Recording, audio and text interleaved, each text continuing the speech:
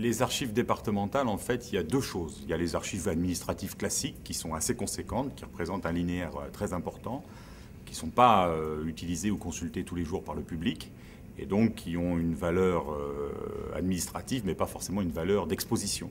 Et puis dans les archives départementales, vous avez une deuxième chose qui est beaucoup plus qualitative, qui est la collection André Déguigne, qui a plus de 55 000 ouvrages. Il y a plus d'une centaine d'incunables.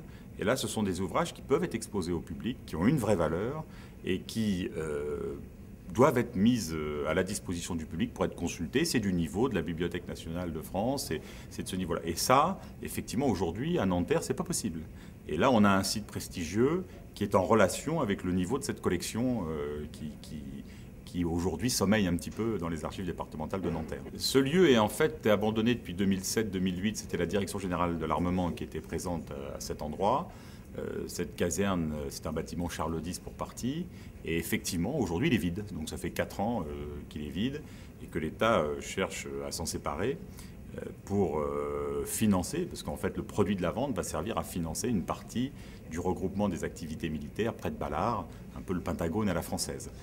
C'est un trésor parce que nous n'avons pas ce type de collection dans la commune. On a un musée à Saint-Cloud avec des ouvrages ou des œuvres qui sont liées à la vie de la ville, mais nous n'avons pas une collection de livres de cette qualité-là.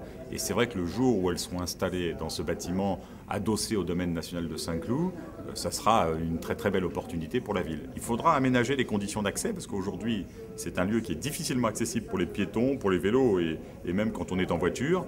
Et donc il faudra trouver une solution pour qu'effectivement ce lieu soit accessible pour tous. Il y a encore beaucoup de travaux à faire, beaucoup d'études à mener et c'est un projet à 6, 7, 8 ans à peu près.